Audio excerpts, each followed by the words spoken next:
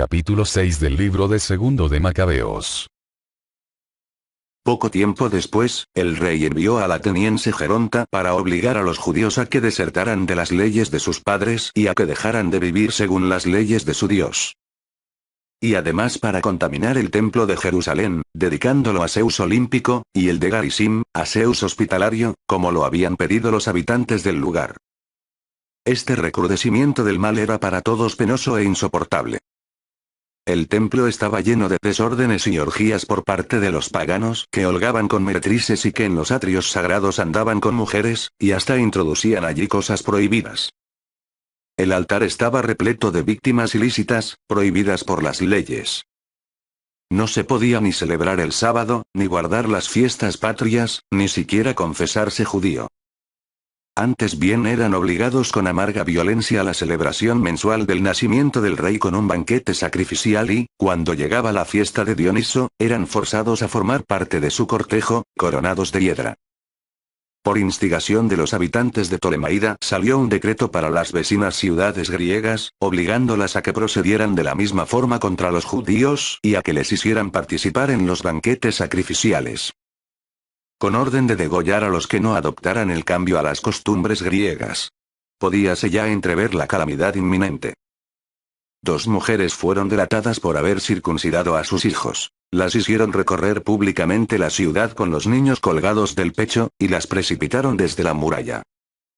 Otros que se habían reunido en cuevas próximas para celebrar a escondidas el día 7, fueron denunciados a Filipo y quemados juntos, sin que quisieran hacer nada en su defensa, por respeto a la santidad del día.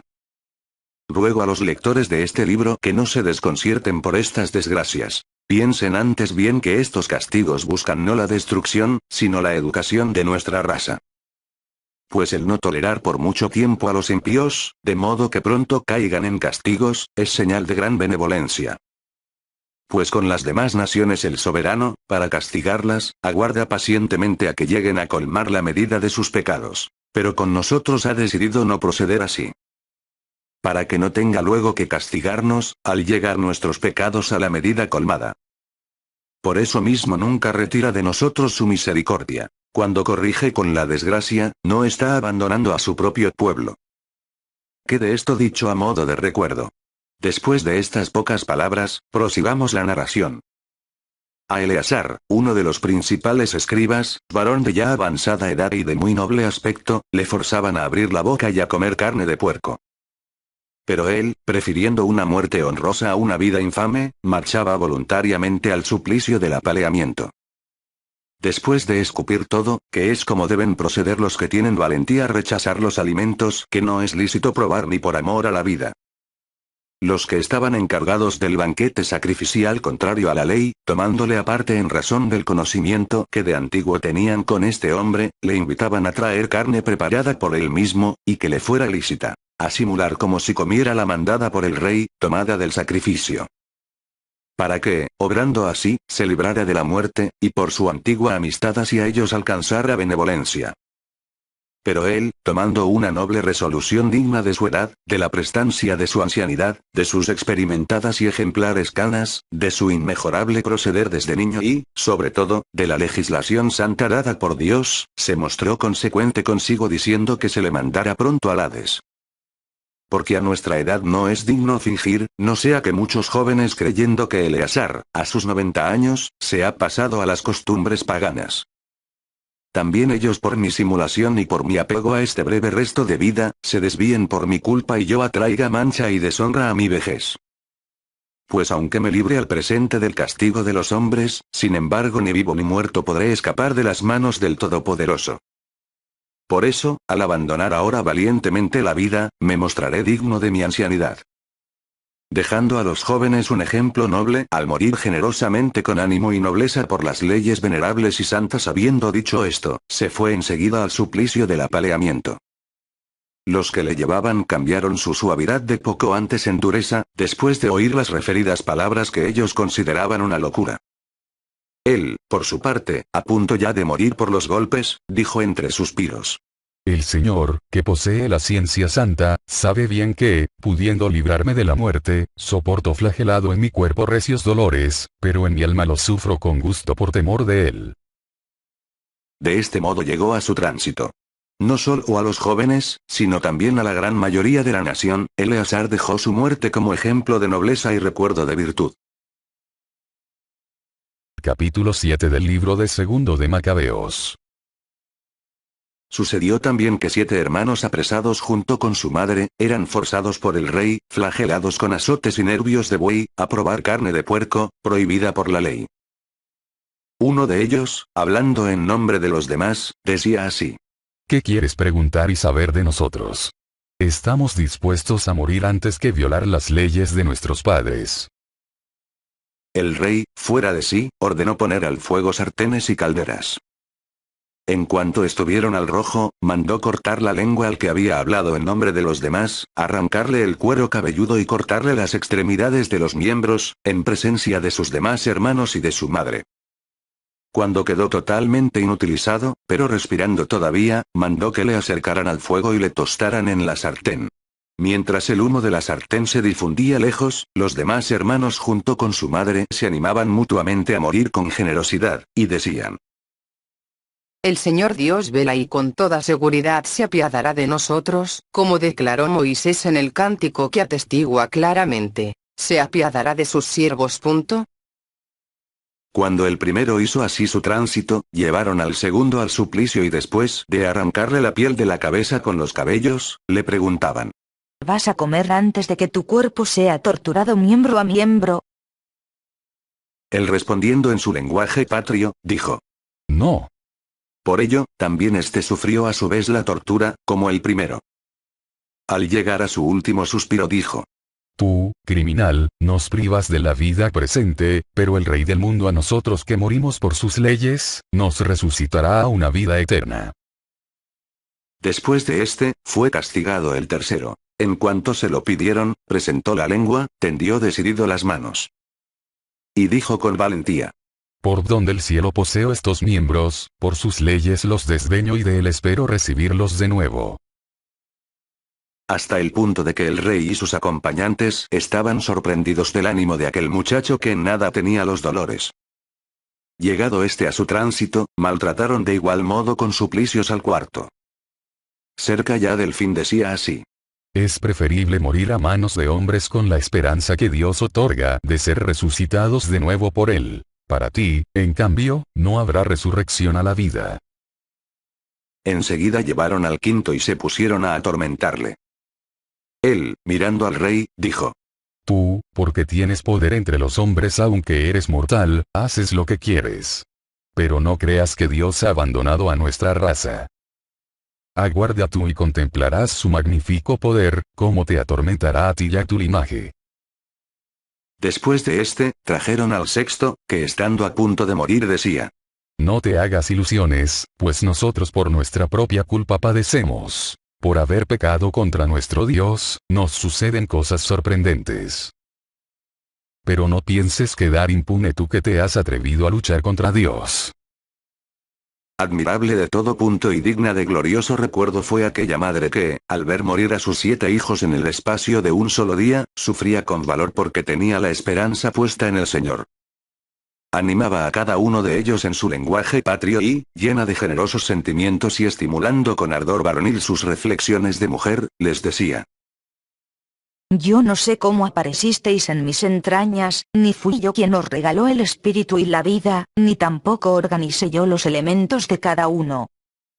Pues así el creador del mundo, el que modeló al hombre en su nacimiento y proyectó el origen de todas las cosas, os devolverá el espíritu y la vida con misericordia, porque ahora no miráis por vosotros mismos a causa de sus leyes.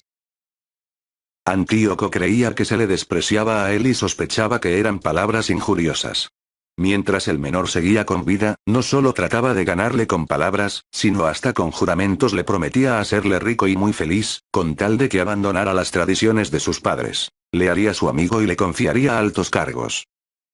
Pero como el muchacho no le hacía ningún caso, el rey llamó a la madre y la invitó a que aconsejara al adolescente para salvar su vida. Tras de instarle él varias veces, ella aceptó el persuadir a su hijo.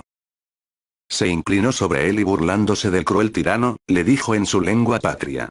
Hijo, ten compasión de mí que te llevé en el seno por 9 meses, te amamanté por 3 años, te crié y te eduqué hasta la edad que tienes, y te alimenté. Te ruego, hijo, que mires al cielo y a la tierra y, al ver todo lo que hay en ellos, sepas que a partir de la nada lo hizo Dios y que también el género humano ha llegado así a la existencia. No temas a este verdugo, antes bien, mostrándote digno de tus hermanos, acepta la muerte, para que vuelva yo a encontrarte con tus hermanos en la misericordia. En cuanto ella terminó de hablar, el muchacho dijo. ¿Qué esperáis? No obedezco el mandato del rey. Obedezco el mandato de la ley dada a nuestros padres por medio de Moisés. Y tú, que eres el causante de todas las desgracias de los hebreos, no escaparás de las manos de Dios. Cierto que nosotros padecemos por nuestros pecados. Si es verdad que nuestro Señor que vive, está momentáneamente irritado para castigarnos y corregirnos, también se reconciliará de nuevo con sus siervos.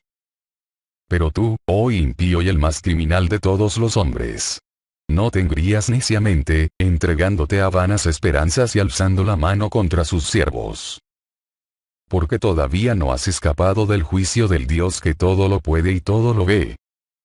Pues ahora nuestros hermanos, después de haber soportado una corta pena por una vida perenne, cayeron por la alianza de Dios. Tú, en cambio, por el justo juicio de Dios cargarás con la pena merecida por tu soberbia. Yo, como mis hermanos, entrego mi cuerpo y mi vida por las leyes de mis padres, invocando a Dios para que pronto se muestre propicio con nuestra nación, y que tú con pruebas y azotes llegues a confesar que Él es el único Dios. Que en mí y en mis hermanos se detenga la cólera del Todopoderoso justamente descargada sobre toda nuestra raza. El rey, fuera de sí, se ensañó con este con mayor crueldad que con los demás, por resultarle amargo el sarcasmo. También este tuvo un limpio tránsito, con entera confianza en el Señor. Por último, después de los hijos murió la madre. Sea esto bastante para tener noticia de los banquetes sacrificiales y de las crueldades sin medida. Capítulo 8 del libro de Segundo de Macabeos. Judas, llamado también Macabeo, y sus compañeros entraban sigilosamente en los pueblos, llamaban a sus hermanos de raza y acogiendo a los que permanecían fieles al judaísmo, llegaron a reunir 6.000 hombres. Rogaban al Señor que mirase por aquel pueblo que todos conculcaban, que tuviese piedad del santuario profanado por los hombres impíos. Que se compadeciese de la ciudad destruida y a punto de ser arrasada, y que escuchase las voces de la sangre que clamaba a él. Que se acordase de la inicua matanza de niños inocentes y de las blasfemias proferidas contra su nombre, y que mostrase su odio al mal. Macabeo, con su tropa organizada, fue ya invencible para los gentiles, al haberse cambiado en misericordia la cólera del Señor. Llegando de improviso, incendiaba ciudades y pueblos. Después de ocupar las posiciones estratégicas, causaba al enemigo grandes pérdidas. Prefería la noche como aliada para tales incursiones. La fama de su valor se extendía por todas partes. Al ver Filipo que este hombre progresaba paulatinamente y que sus éxitos eran cada día más frecuentes, escribió a Ptolomeo, estratega de Selesiria y Fenicia para que viniese en ayuda de los intereses del rey. Este designó enseguida a Nicanor, hijo de Patroclo, uno de sus primeros amigos, y le envió al frente de no menos de 20.000 hombres de todas las naciones para exterminar la raza entera de Judea. Puso a su lado a Gorgias, general con experiencia en lides guerreras. Nicanor intentaba, por su parte, saldar con la venta de prisioneros judíos, el tributo de 2.000 talentos que el rey debía a los romanos. Pronto envió a las ciudades marítimas una invitación para que vinieran a comprar esclavos judíos, prometiendo entregar 90 esclavos por un talento, sin esperarse el castigo del Todopoderoso que estaba a punto de caer sobre él.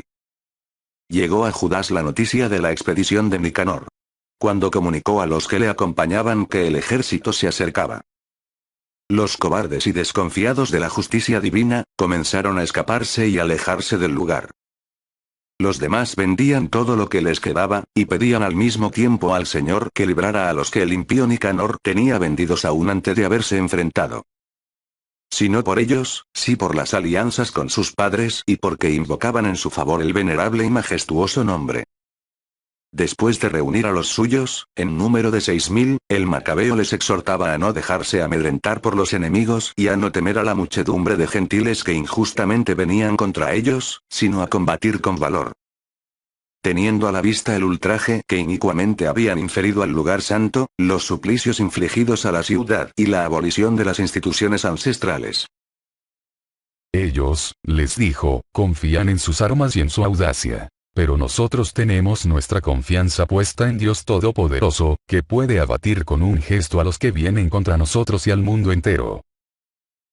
Les enumeró los auxilios dispensados a sus antecesores, especialmente frente a Sennacherib, cuando perecieron 185.000.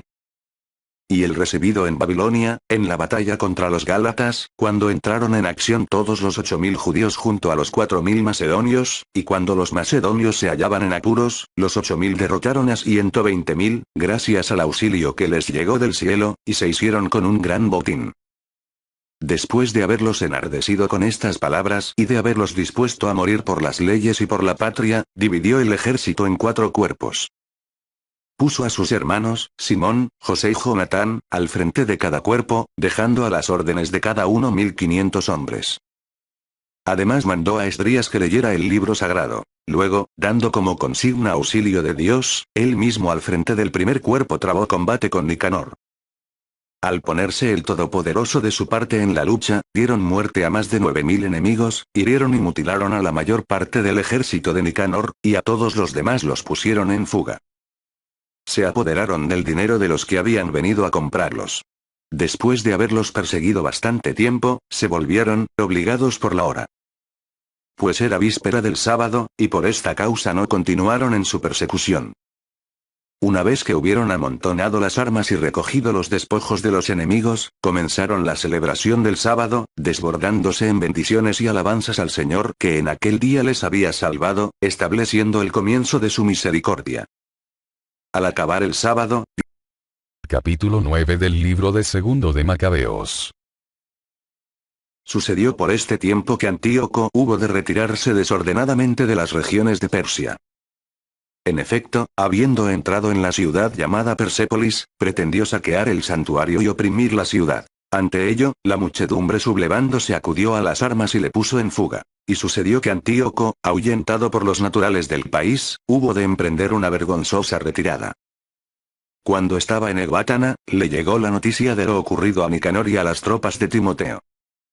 Arrebatado de furor, pensaba vengar en los judíos la afrenta de los que le habían puesto en fuga, y por eso ordenó al conductor que hiciera avanzar el carro sin parar hasta el término del viaje. Pero ya el juicio del cielo se cernía sobre él, pues había hablado así con orgullo. En cuanto llegue a Jerusalén, haré de la ciudad una fosa común de judíos. Pero el Señor Dios de Israel que todo lo ve, le hirió con una llaga incurable e invisible. Apenas pronunciada esta frase, se apoderó de sus entrañas un dolor irremediable, con agudos retortijones internos. Cosa totalmente justa para quien había hecho sufrir las entrañas de otros con numerosas y desconocidas torturas. Pero él de ningún modo cesaba en su arrogancia. Estaba lleno todavía de orgullo, respiraba el fuego de su furor contra los judíos y mandaba acelerar la marcha. Pero sucedió que vino a caer de su carro que corría velozmente y, con la violenta caída, todos los miembros de su cuerpo se le descoyuntaron. El que poco antes pensaba dominar con su altivez de superhombre las olas del mar, y se imaginaba pesar en una balanza las cimas de las montañas, caído por tierra, era luego transportado en una litera, mostrando a todos de forma manifiesta el poder de Dios. Hasta el punto que de los ojos del impío pululaban gusanos, caían a pedazos sus carnes, aun estando con vida, entre dolores y sufrimientos, y su infecto hedor apestaba todo el ejército. Al que poco antes creía tocar los astros del cielo, nadie podía ahora llevarlo por la insoportable repugnancia del hedor. Así comenzó entonces, herido, a abatir su excesivo orgullo y a llegar al verdadero conocimiento bajo el azote divino, en tensión a cada instante por los dolores. Como ni él mismo podía soportar su propio hedor, decía: Justo es estar sumiso a Dios y que un mortal no pretenda igualarse a la divinidad. Pero aquel malvado rogaba al soberano, de quien ya no alcanzaría misericordia, prometiendo: que declararía libre la ciudad santa, a lo que se había dirigido antes a toda prisa para arrasarla y transformarla en fosa común. Que equipararía con los atenienses a todos aquellos judíos que había considerado dignos, no de una sepultura, sino de ser arrojados con sus niños como pasto a las fieras.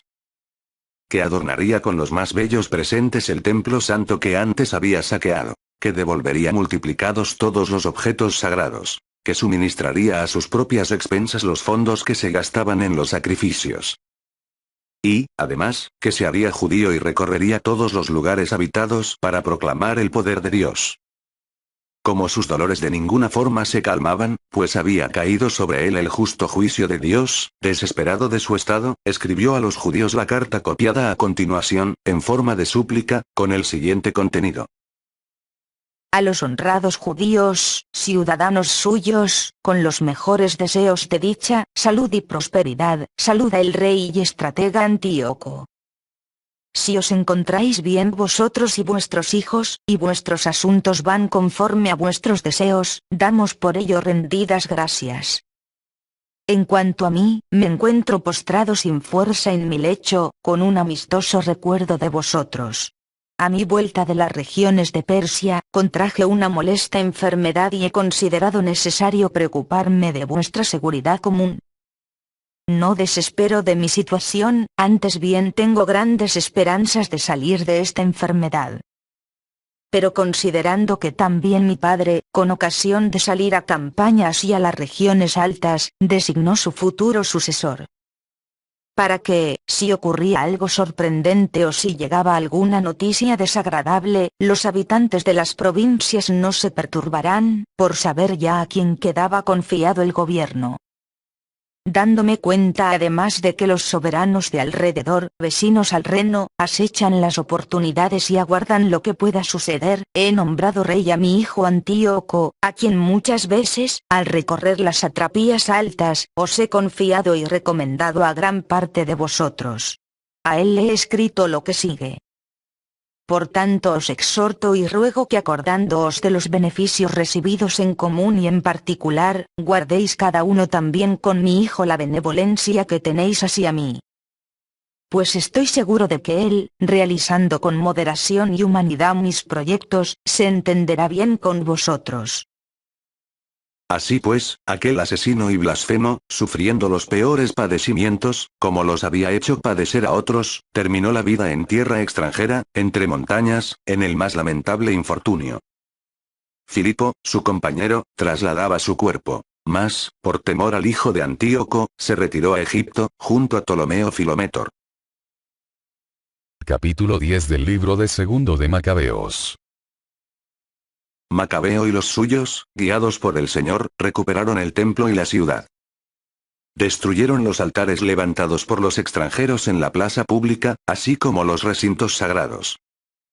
Después de haber purificado el templo, hicieron otro altar, tomando fuego de pedernal del que habían sacado chispas, tras 2 años de intervalo ofrecieron sacrificios, el incienso y las lámparas, y colocaron los panes de la presencia. Hecho esto, rogaron al Señor, postrados sobre el vientre, que no les permitiera volver a caer en tales desgracias, sino que, si alguna vez pecaban, les corrigiera con benignidad, y no los entregara a los gentiles blasfemos y bárbaros. Aconteció que el mismo día en que el templo había sido profanado por los extranjeros, es decir, el 25 del mismo mes que es Quisleu, tuvo lugar la purificación del templo. Lo celebraron con alegría durante 8 días, como en la fiesta de las tiendas, recordando cómo, poco tiempo antes, por la fiesta de las tiendas, estaban cobijados como fieras en montañas y cavernas. Por ello, llevando tirsos, ramas hermosas y palmas, entonaban himnos hacia aquel que había llevado a buen término la purificación de su lugar. Por público decreto y voto prescribieron que toda la nación de los judíos celebrara anualmente aquellos mismos días. Tales fueron las circunstancias de la muerte de Antíoco, apellidado Epífanes. Vamos a exponer ahora lo referente a Antíoco Eupator, hijo de aquel impío, resumiendo las desgracias debidas a las guerras. En efecto, una vez heredado el reino, puso al frente de sus asuntos a un tal Lisias, estratega supremo de Celesiria y Fenicia.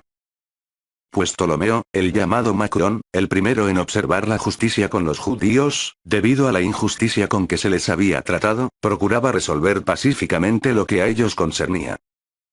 Acusado ante Eupator a consecuencia de ello por los amigos del rey, oía continuamente que le llamaban traidor, por haber abandonado Chipre, que Filométor le había confiado, y por haberse pasado a Antíoco Epífanes. Al no poder honrar debidamente la dignidad de su cargo, envenenándose, dejó esta vida. Gorgias, hecho estratega de la región, mantenía tropas mercenarias y en toda ocasión hostigaba a los judíos. Al mismo tiempo los idumeos, dueños de fortalezas estratégicas, causaban molestias a los judíos, y acogiendo a los fugitivos de Jerusalén procuraban fomentar la guerra. Macabeo y sus compañeros, después de haber celebrado una rogativa y haber pedido a Dios que luchara junto a ellos, se lanzaron contra las fortalezas de los idumeos. Después de atacarlos con ímpetu, se apoderaron de las posiciones e hicieron retroceder a todos los que combatían sobre la muralla. Daban muerte a cuantos caían en sus manos. Mataron por lo menos 20.000. No menos de 9.000 hombres se habían refugiado en 2 torres muy bien fortificadas y abastecidas de cuanto era necesario para resistir un sitio. Macabeo dejó entonces a Simón y José, y además a Saqueo y a los suyos, en número suficiente para asediarles, y él mismo partió hacia otros lugares de mayor urgencia.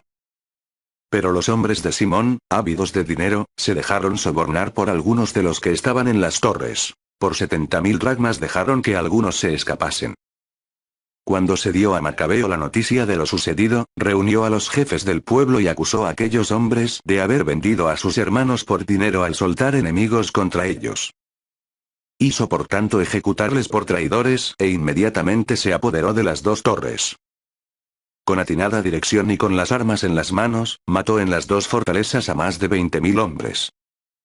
Timoteo, que antes había sido vencido por los judíos, después de reclutar numerosas fuerzas extranjeras y de reunir no pocos caballos traídos de Asia, se presentó con la intención de conquistar Judea por las armas. Ante su avance, los hombres de Macabeo, en rogativas a Dios, cubrieron de polvo su cabeza y ciñeron de sayal la cintura. Y, postrándose delante del altar, a su pie, pedían a Dios que, mostrándose propicio con ellos, se hiciera enemigo de sus enemigos y adversario de sus adversarios, como declara la ley. Al acabar la plegaria, tomaron las armas y avanzaron un buen trecho fuera de la ciudad. Cuando estaban cerca de sus enemigos, se detuvieron.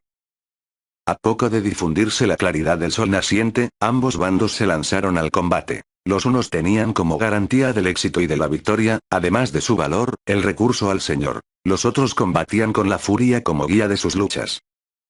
En lo recio de la batalla, aparecieron desde el cielo ante los adversarios 5 hombres majestuosos montados en caballos con frenos de oro, que se pusieron al frente de los judíos.